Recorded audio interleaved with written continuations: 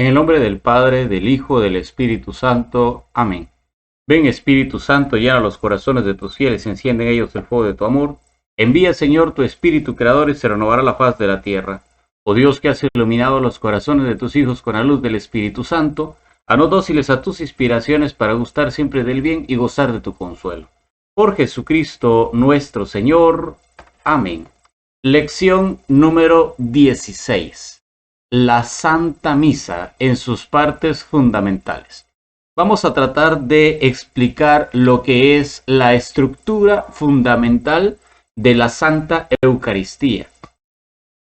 Pues desde el principio de los siglos y desde que la Iglesia ha celebrado la Santa Eucaristía, ha tenido algunas partes que se han mantenido hasta el día de hoy y otras que han ido cambiando y modernizándose a través de los siglos, que han ido cambiando a través de sucesores de papas, que han instituido algo nuevo, que le han agregado algo a la estructura de la Santa Misa, pero hay cosas que siempre han estado ahí, que son necesarias y hay una razón para ello. Muchas veces no meditamos en esta razón de la Santa Misa, vamos a la Santa Misa y vamos a escuchar, a participar, a estar sentados, a no hacer mayor cosa y no le ponemos el cuidado debido a lo que responde la Santa Misa. Por eso nosotros tenemos hoy la idea y el fundamento para estructurarlo un poquito y dar a comprender cada uno de los aspectos de la Santa Misa. Siempre la Eucaristía se ha celebrado primero con una liturgia de la palabra, seguida de una liturgia sacrificial en la que el cuerpo de Cristo se entrega y su sangre se derrama, y este banquete sacrificial y memorial se ha terminado en la comunión. Pues bien, aquí vamos a analizar la celebración eucarística en su forma actual, ya que hay precedentes muy directos en la segunda mitad del siglo IV, cuando la Iglesia, tras la conversión de Constantino, obtenida ya la liberación cívica, va dando a su liturgia, como a tantas otras cosas, formas comunitarias y públicas más perfectas. Examinemos pues la misa en sus partes fundamentales. Vamos a decir primero que la misa la podemos dividir en 4 partes. Ritos iniciales, liturgia de la palabra, liturgia del sacrificio y rito de conclusión. Vamos a dividirlo en este video. No significa que sea la única forma de dividirlo y que esa sea la que nosotros tenemos que tener siempre. Es una forma que nosotros usamos para dividir la estructura de la Santa Misa en 4 partes. Ritos iniciales, liturgia de la palabra, liturgia del sacrificio y rito de conclusión. Comencemos con los ritos iniciales. Y el rito inicial comienza con el canto de entrada. Ya en el siglo V en Roma se inicia la Eucaristía con una procesión de entrada acompañada por un canto. La instrucción general del misal romano en el numeral 25 dice: el fin de este canto es abrir la celebración, fomentar la unión de quienes se han reunido y elevar sus pensamientos a la contemplación del misterio litúrgico o de la fiesta. ¿Qué significa esto? La idea de que haya un canto de entrada es prepararnos, meternos, llamarnos la atención por si estamos distraídos, por si estamos haciendo otra cosa, y decirnos: vean, ya empieza la misa, ya estamos iniciando el santo sacrificio, vamos a iniciar el ritual sagrado. Entonces pongan un poquito más de atención y más de cuidado. O sea, decir, entremos a la presencia de Dios, la idea de este canto de entrada. Luego está la veneración del altar. El altar es durante la celebración eucarística el símbolo principal de Cristo, del Señor, que dice la liturgia que es para nosotros sacerdote, víctima y altar. Y evocando al mismo tiempo la última cena, el altar es también, como dice San Pablo, la mesa del Señor. Por eso, ya desde el inicio de la misa, el altar es honrado con signos de suma veneración. Dice la instrucción general del misal romano, en el número 84-85, que cuando han llegado al altar, el sacerdote y los ministros hacen la debida reverencia, es decir, una inclinación profunda. El sacerdote sube al altar y lo venera con un beso. Luego, según la oportunidad, inciensa el altar rodeándolo completamente.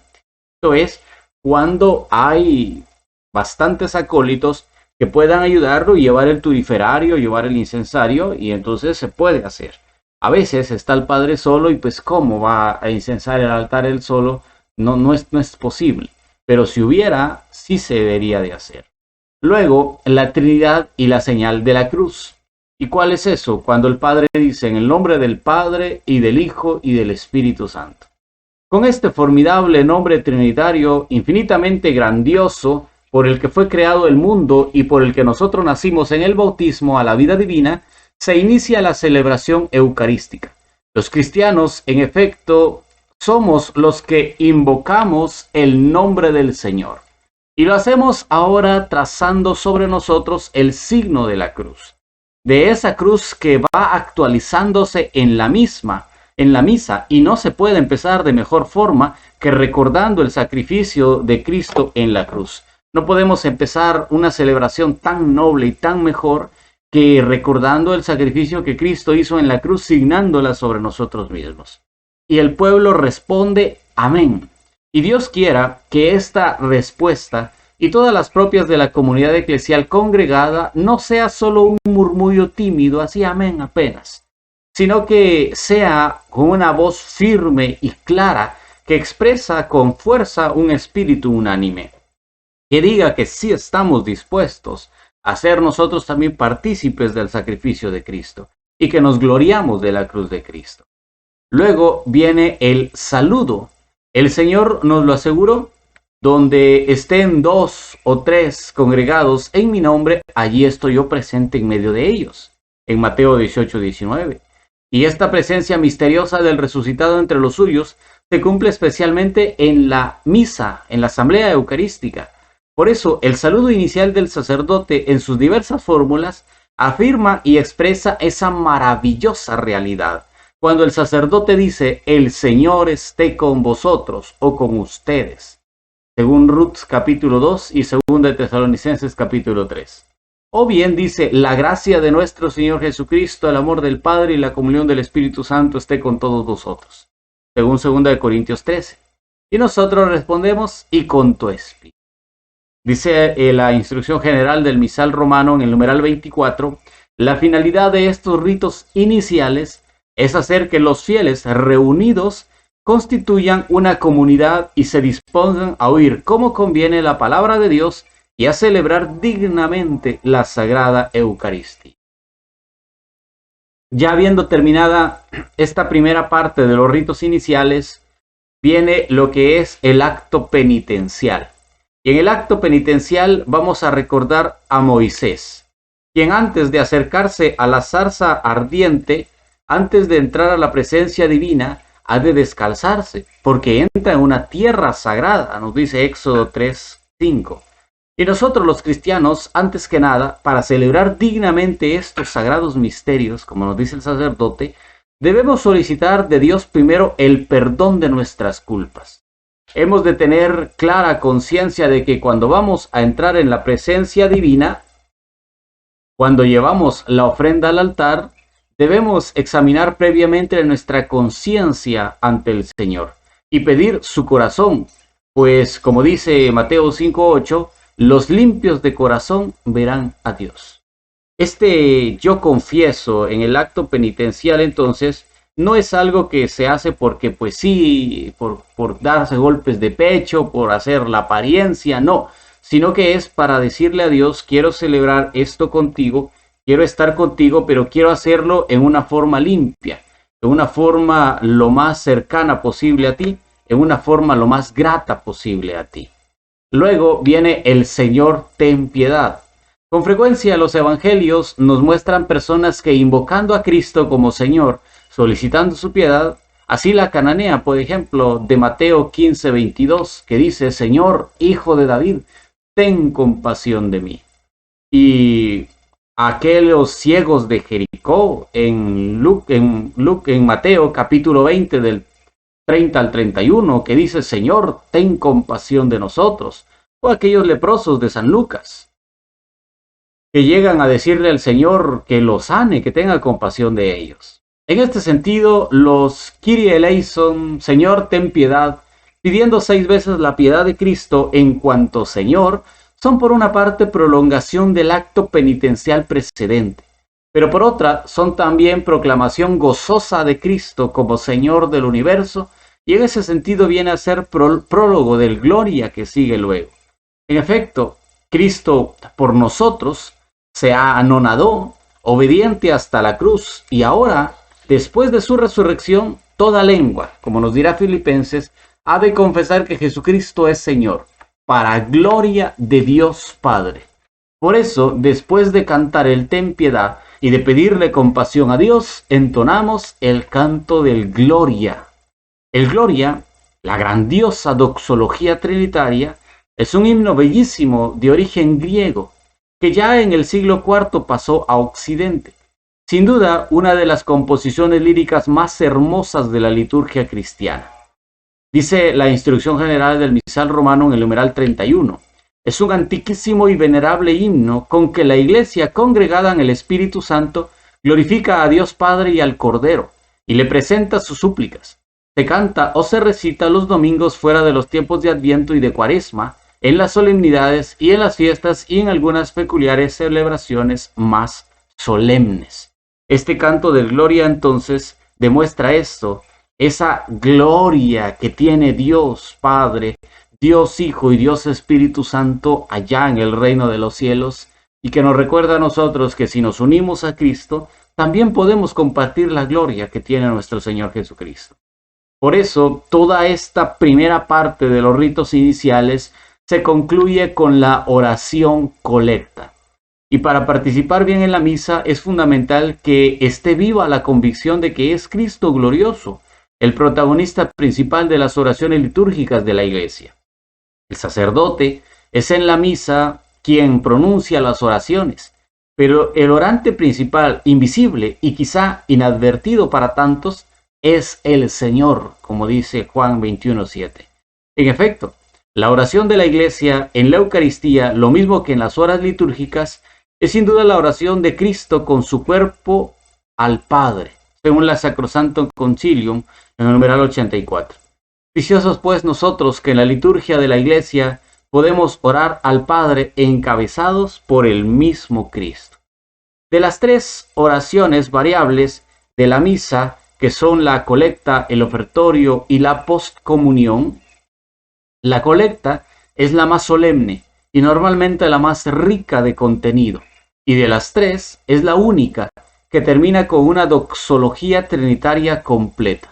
El sacerdote la reza como antiguamente todo el pueblo, con las manos extendidas y es el gesto tradicional del orante. Es la única oración durante la misa que se dice la fórmula trinitaria completa. Por nuestro Señor Jesucristo, tu Hijo, que contigo vive y reina en unidad del Espíritu Santo, esa frase tan hermosa, y cuando uno la escucha se siente una sensación de que poco a poco va entrando en el reino de los cielos. Con esta oración colecta terminan los ritos iniciales y pasamos a los ritos de la liturgia de la palabra. Y en la liturgia de la palabra tenemos que detenernos con las lecturas.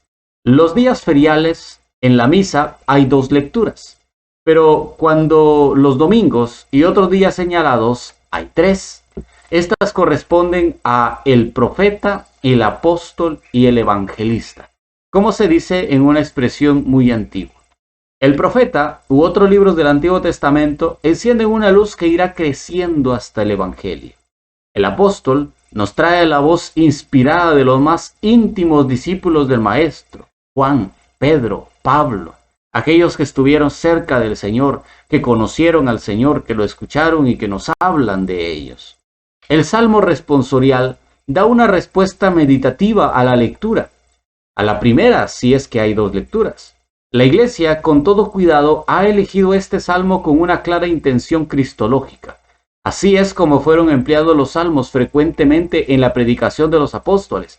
Y ya en el siglo IV, en Roma, se usaba en la misa el salmo responsorial como también el aleluya, es decir, alabada al Señor que precede el Evangelio.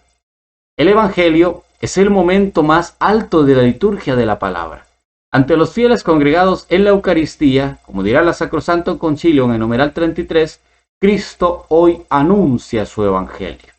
Y a 20 siglos de distancia histórica, podemos escuchar nosotros su palabra con la misma realidad que quienes la oyeron entonces en Palestina, aunque ahora sin duda con más luz y más ayuda del Espíritu Santo.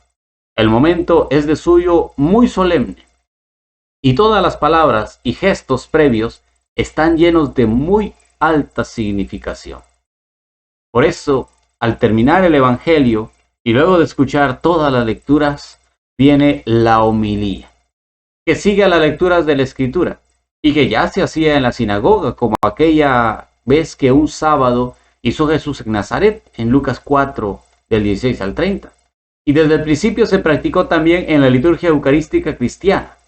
Hacia el año 153 de nuestra era, testifica San Justino en su apología, en su primera apología, en el numeral 67, que la homilía, que está reservada al sacerdote o al diácono y que se hace en la sede o en el ambón, es el momento más alto en el misterio de la predicación apostólica, y que en ella especialmente la promesa del Señor, el que os oye, me oye, se cumple. Nos dirá la instrucción general del misal romano en el numeral 41.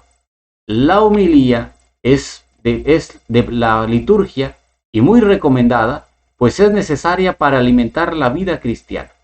Conviene que sea una explicación o de algún aspecto particular de las lecturas de la Sagrada Escritura o de otro texto del ordinario o del propio de la misa del día, teniendo siempre presente el misterio que se celebra y las particulares necesidades de los oyentes.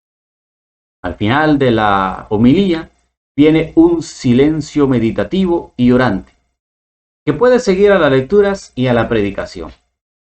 Hay veces que este silencio, después de la homilía, no se cumple, no se respeta, y se sigue hablando o se sigue haciendo algo distinto.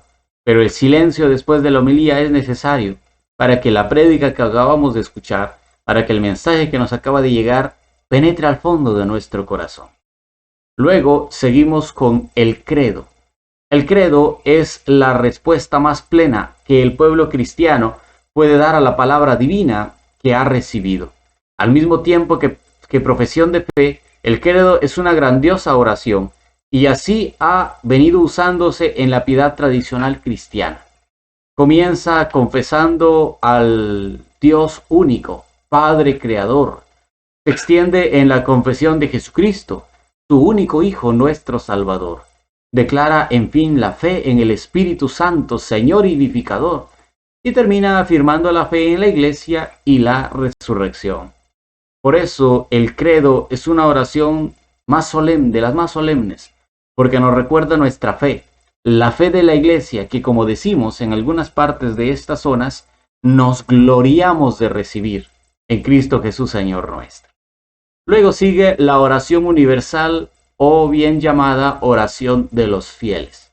La liturgia de la palabra termina con la oración de los fieles, también llamada oración universal, que el sacerdote preside iniciándola y concluyéndola, en el ambón o en la sede. Ya San Pablo ordena que se haga oraciones por todos los hombres, y concretamente por los que gobiernan, y San Justino, hacia el año 153, describe en la Eucaristía que habían ya para ese entonces plegarias comunes que con fervor hacemos por nosotros, pues por nuestros hermanos y por todos los demás que se encuentran en cualquier lugar. Esto ya lo decía San Justino en su primera apología en el numeral 67, en el 4.5. Al hacer la oración de los fieles, hemos de ser muy conscientes de que la Eucaristía, la sangre de Cristo, se ofrece por los cristianos y por todos los hombres para el perdón de los pecados. Con esta oración universal o de los fieles se termina la segunda parte, que la llamamos liturgia de la palabra.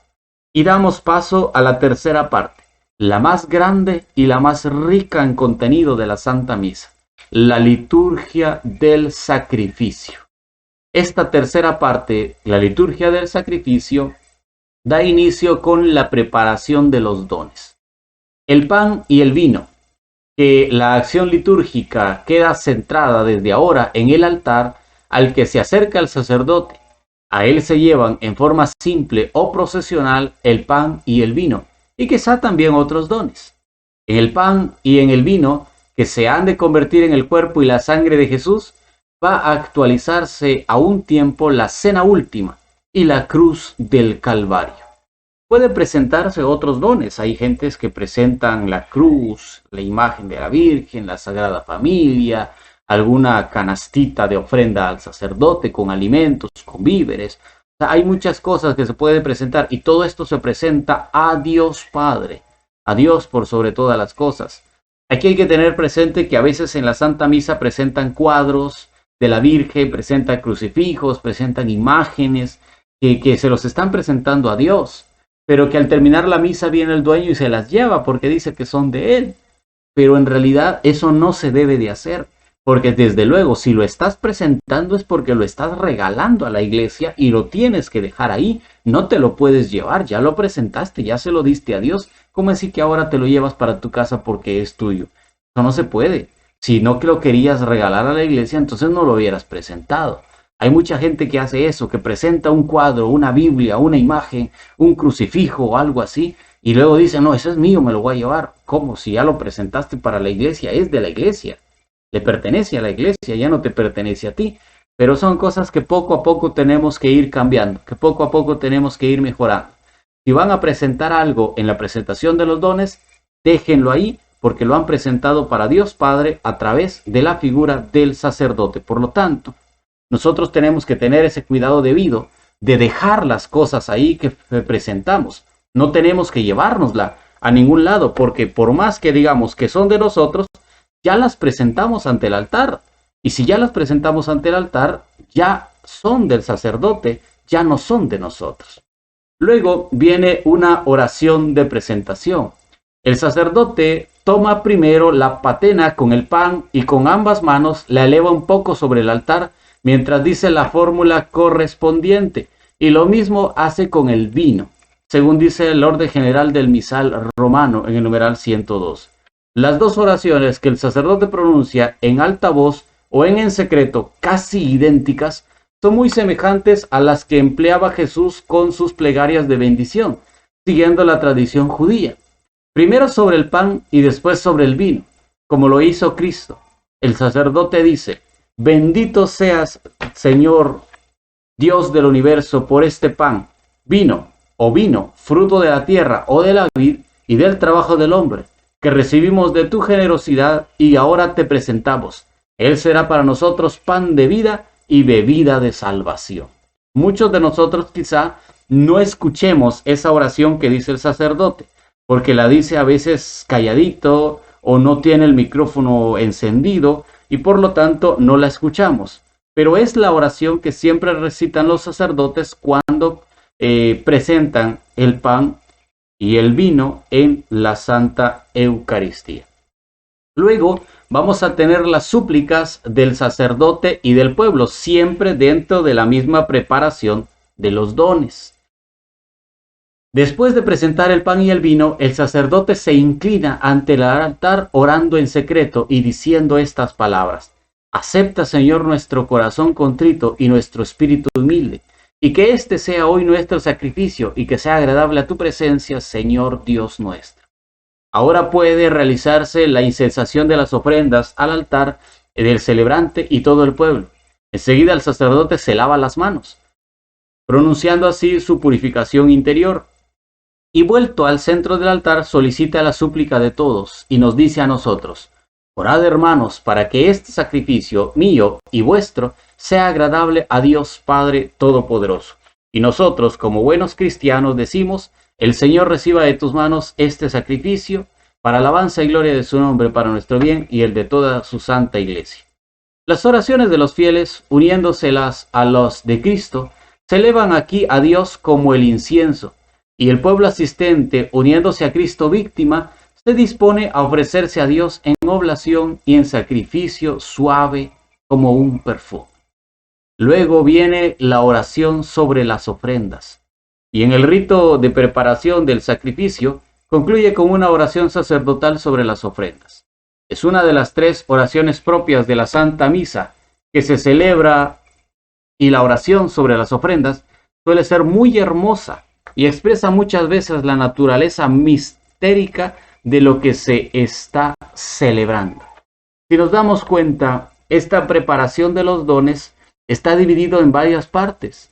Muchas veces nosotros ni cuenta nos damos porque en este momento de la presentación de los dones, nosotros estamos metiendo las manos a la bolsa para sacar el dinero y dar la ofrenda mientras están pasando. No le ponemos cuidado a estas 4 cosas que hace el sacerdote durante la presentación de los dones. Prepara el pan, presenta las ofrendas, hace las súplicas de parte de él y del pueblo, hace una oración sobre las ofrendas y nos permite a nosotros adentrarnos también a ellos. Muchas veces, como les digo, no le ponemos cuidado, porque nosotros estamos más en la búsqueda del dinero y de entregar las ofrendas en efectivo cuando pasa la colecta. Pero es importante que le pongamos un poquito más de cuidado a esto para que no se nos escape de la mente y nosotros podamos entonces estar un poquito más agradecidos con Dios. Luego viene algo que sin lugar a dudas es fundamental que le pongamos cuidado. Viene algo que conocemos como la plegaria eucarística. ¿Y por qué tenemos que ponerle cuidado? Porque la plegaria eucarística es la cima del sacrificio de la misa, que se da en la plegaria eucarística, que en el occidente cristiano se llama canon, norma invariable, y en el oriente anáfora, que significa llevar de nuevo hacia arriba. Si nosotros nos damos cuenta entonces, en ningún momento de la misa la distracción de los participantes vendrá a ser lamentable, como en este momento. Es el momento de suma atención sagrada.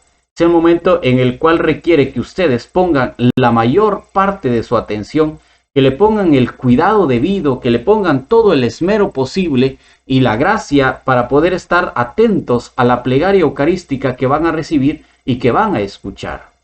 Ahora es cuando empieza el centro y el culmen de toda la celebración, a saber, la plegaria eucarística, que es una plegaria de acción de gracias y de consagración.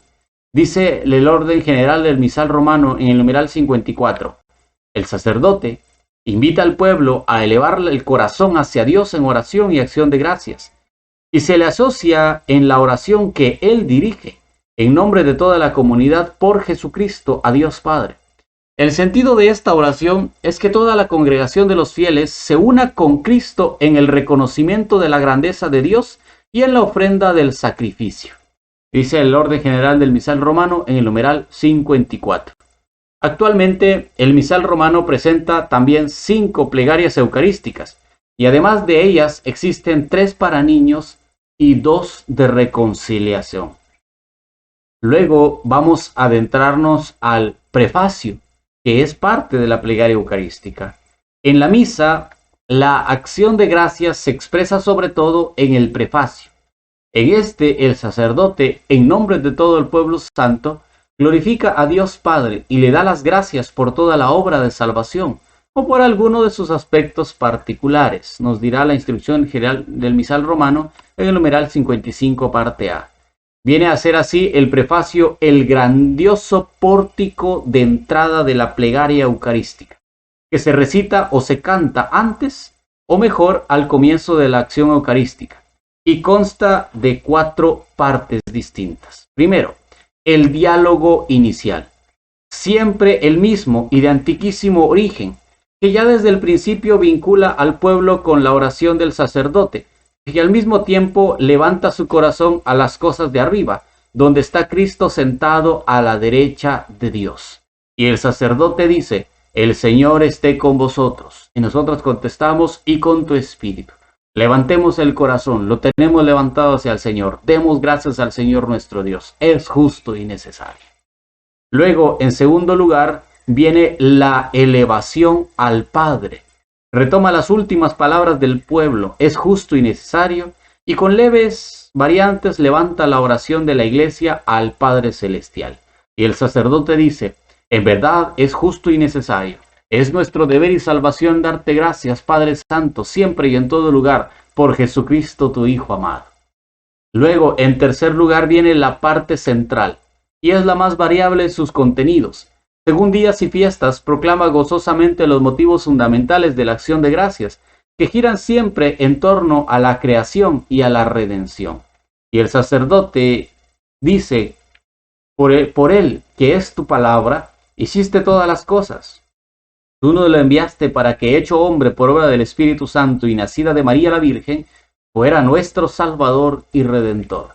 Esto cambia, no es siempre lo mismo, es la parte más cambiante del prefacio, porque se adecúa a lo que a la celebración del día o a la fiesta del santo del día. Y luego termina con el final del prefacio, que viene a ser un prólogo del santo, que le sigue, asocia a la oración eucarística de la iglesia terrena con el culto litúrgico celestial, haciendo de aquella un eco de este. Y el sacerdote dice, por eso, con los ángeles y los santos, proclamamos tu gloria diciendo sin cesar. Y ya luego viene el canto del santo. El santo, o bien también llamado Hosana, el prefacio culmina en el sagrado trisagio, 3 veces santo, por el que ya desde el siglo IV participamos los cristianos en el llamado Cántico de los Serafines, el mismo que escucharon Isaías y el apóstol San Juan. Santo, santo, santo es el Señor Dios del universo, llenos están el cielo y la tierra de tu gloria. Santo es el nombre mismo de Dios, y más antes que una cualidad moral de Dios, designa la misma calidad infinita del ser divino. Solo Él es santo, nos dirá Levítico en el capítulo 11, en el verso 44, y al mismo tiempo es la única fuente de toda santidad. Nos dice el prefacio eucarístico en el prefacio eucarístico 2. Luego de esto viene la invocación del Espíritu Santo, que también es llamada como la epiclesis. En continuidad con el santo, la plegaria eucarística reafirma la santidad de Dios y prosigue con la epiclesis o invocación del Espíritu Santo.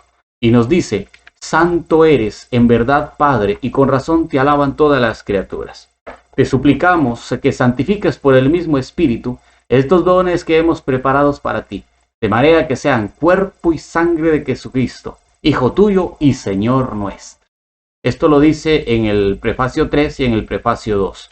El sacerdote, imponiendo sus manos sobre las ofrendas, pide pues al Espíritu Santo que, así como obró la encarnación del Hijo en el seno de la Virgen María, descienda ahora sobre el pan y el vino y sobre la transubstanciación de estos dones ofrecidos en sacrificio, convirtiéndolos en el cuerpo y en la sangre de Cristo mismo, nuestro hermano y Señor.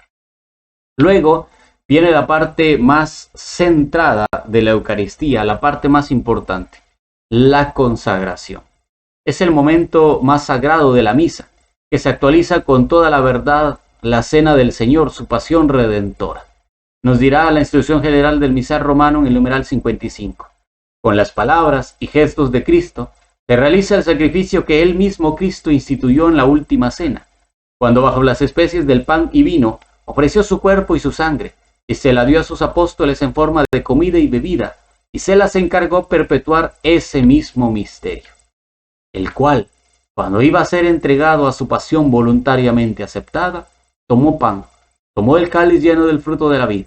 Esto es mi cuerpo, que será entregado por vosotros. Este es el cáliz de mi sangre, que se derrama por vosotros y por todos para el perdón de los pecados. Estas frases tan famosas que el sacerdote dice durante la misa. Por el misterio del sacerdote cristiano, es el mismo Cristo, sacerdote único de la nueva alianza, el que hoy pronuncia estas palabras litúrgicas de infinita eficacia doxológica y redentora. Por estas palabras, que al mismo tiempo son de Cristo y de su esposa la Iglesia, el acontecimiento único del misterio pascual, sucedido hace muchos siglos, escapando de la cárcel o el espacio temporal en el que se ven apresados todos los acontecimientos humanos de la historia, se actualiza, se hace presente hoy bajo los velos sagrados de la liturgia. Por eso luego viene ahora el memorial. Después del relato de la consagración viene el memorial y la ofrenda, que van significativamente unidos en las 5 plegarias eucarísticas principales. Dice el memorial de la plegaria 3, 1, 2, 4 y 5. Así pues, Padre, al celebrar ahora el memorial de la pasión salvadora de tu Hijo, de su admirable resurrección y ascensión al cielo, mientras esperamos su venida gloriosa, te ofrecemos, en esta acción de gracias, el sacrificio vivo y santo. Memorial, o también llamado anamnesis, pues en primer lugar los cristianos de Oriente a Occidente obedecemos diariamente en la Eucaristía aquella última voluntad de Cristo: haced esto en memoria mía. Este fue el mandato que nos dio el Señor claramente en la última cena, es decir, la víspera de su pasión, la noche en que iba a ser entregado. Y nosotros podemos cumplir este mandato a muchos siglos de distancia y en muchos lugares, precisamente porque el sacerdocio de Cristo es eterno y celestial. De este modo, la Eucaristía permanece en la Iglesia con un corazón siempre vivo, que con sus latidos hace llegar a todo el cuerpo místico la gracia vivificante que es la sangre de Cristo, sacerdote eterno. En efecto, la obra de nuestra redención se efectúa cuantas veces se celebra en el altar el sacrificio de la cruz, por medio del cual Cristo, nuestra Pascua, ha sido inmolado. Luego viene algo que llamamos las intercesiones. Ya vimos al hablar de la oración de los fieles que la Iglesia en la Eucaristía sostiene a la humanidad y al mundo entero en la misericordia de Dios por la sangre de Cristo Redentor. Pues bien, las mismas plegarias eucarísticas incluyen una serie de oraciones por las que nos unimos a la Iglesia del cielo, de la tierra y del purgatorio. Suelen ser llamadas intercesiones. En la plegaria eucarística 3, por ejemplo, se invoca primero la ayuda del cielo, de la Virgen María y de los santos, por cuya intercesión obtenemos siempre tu ayuda. Enseguida se ruega por la tierra, pidiendo salvación y paz para el mundo entero y para tu iglesia peregrina en la tierra, especialmente por el Papa y los obispos, pero también con una intención misionera, por todos tus hijos dispersos por el mundo. Y finalmente se encomienda a las almas del purgatorio a la bondad de Dios, es decir, se ofrece la Eucaristía por nuestros hermanos difuntos y cuantos murieron en tu amistad. Así la oración cristiana, que es infinitamente audaz, pues se confía a la misericordia de Dios, alcanza en la Eucaristía la máxima dilatación de su caridad. Recíbelas en tu reino, donde esperamos gozar todos juntos de la plenitud eterna de tu gloria. Luego pasamos a la doxología final. La gran plegaria eucarística llega a su fin. El arco formidable que se inició con el prefacio levantando el corazón hacia el Padre, culmina ahora solemnemente con la doxología final trinitaria. El sacerdote, elevando la víctima sagrada y sosteniéndola en alto, por encima de todas las realidades temporales, dice: por Cristo, con Él y en Él, a ti Dios Padre omnipotente, en la unidad del Espíritu Santo, todo honor y toda gloria por los siglos de los siglos. Y nosotros contestamos: amén. Hay que recordar que esta frase de la doxología final, por Cristo, con Él y en Él, es propia del sacerdote. Solo el sacerdote la puede decir, no la pueden decir los laicos. Este acto por sí solo justifica la existencia de la Iglesia en el mundo. Para eso precisamente ha sido congregado en Cristo el pueblo cristiano sacerdotal, para elevar en la Eucaristía a Dios la máxima alabanza posible y para atraer en ella, en favor de toda la humanidad, innumerables bienes materiales y espirituales. De este modo, es en la Eucaristía donde la Iglesia se expresa y manifiesta totalmente. El pueblo cristiano congregado hace suya la plegaria eucarística y completa la gran doxología trinitaria diciendo amén. Es el amén más solemne de toda la Santa Misa. Luego sigue el Padre Nuestro. El Padre Nuestro es la más grande oración cristiana, la más grata al Padre y la que mejor expresa lo que el Espíritu Santo ora en nosotros, pues es la oración que nos enseñó Jesús. Por eso, en la misa, la oración dominical culmina en cierto modo la gran plegaria eucarística y al mismo tiempo inicia el rito de la comunión. Comienza el Padre Nuestro reiterando el santo del prefacio: santificado sea tu nombre. Asimila la actitud filial de Cristo, la víctima pascual ofrecida: hágase tu voluntad. Y continúa pidiendo para la Iglesia la santidad y la unidad: venga a nosotros tu reino. Pero también prepara a la comunión eucarística pidiendo el pan necesario, material y espiritual: danos hoy nuestro pan de cada día. Implorando el perdón y la superación del mal: perdona nuestras ofensas y líbranos del mal. Y procurando la paz con los hermanos: perdonamos a los que nos ofenden. No podemos, en efecto, unirnos al Señor si estamos en pecados y permanecemos separados de los hermanos. Luego viene el rito de la paz. Sabemos que Cristo resucitado, cuando se aparecía a los apóstoles, les saludaba dándoles la paz con vosotros. En realidad, la herencia que el Señor deja en la última cena a sus discípulos es precisamente la paz. En San Juan 14:27 dice: la paz os dejo, mi paz os doy, pero no como la da el mundo. El rito de la paz previo a la comunión es pues un gran momento de la Eucaristía. El ósculo de la paz ya se daba fraternalmente a la Eucaristía en los siglos II y III. El sacerdote, en una oración que esta vez dirige al mismo Señor Jesucristo, comienza pidiéndole para su iglesia la paz y la unidad. En una unidad extremadamente humilde: no tenga en cuenta nuestros pecados sino la fe de tu iglesia. A continuación, representando al mismo Cristo resucitado, dice a los discípulos reunidos en el cenáculo de la misa: la paz del Señor esté con vosotros. Luego sigue la fracción del pan. Partir el pan en la mesa era un gesto tradicional que correspondía al padre de familia. Es un gesto propio de Cristo y lo realiza varias veces estando con sus discípulos al multiplicar los panes en la última cena con los de Maús y ya resucitado. Tomó el pan, lo bendijo, lo partió y lo dio a sus discípulos.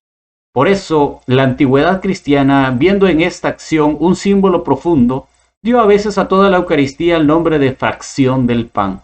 Y la liturgia ha conservado siempre este rito, durante el cual el sacerdote parte el pan consagrado y antes de dejar caer en el cáliz una partícula de él dice: el cuerpo y la sangre de nuestro Señor Jesucristo, unido en este cáliz, sea para nosotros alimento de vida eterna.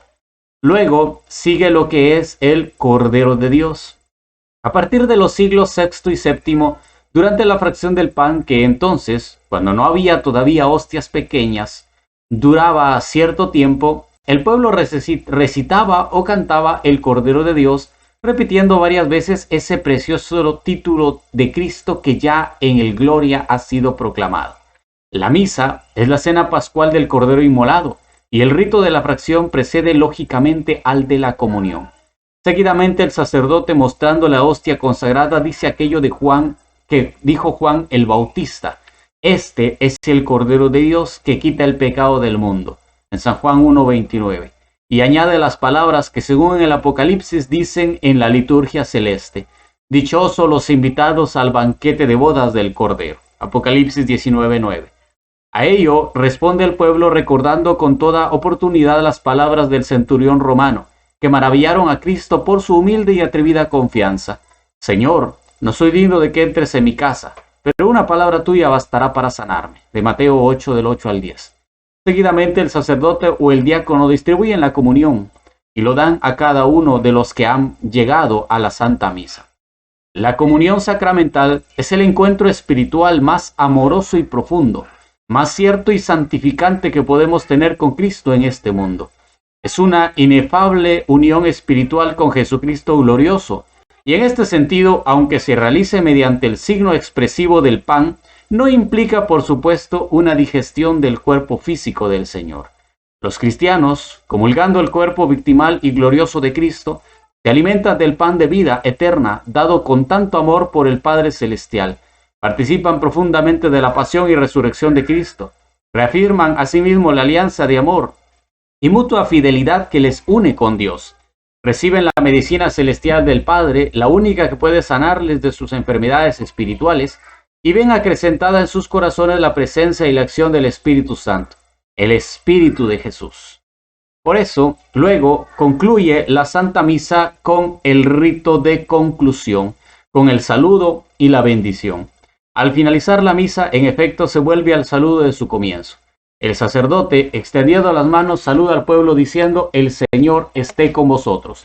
A lo que el pueblo responde: y con tu espíritu.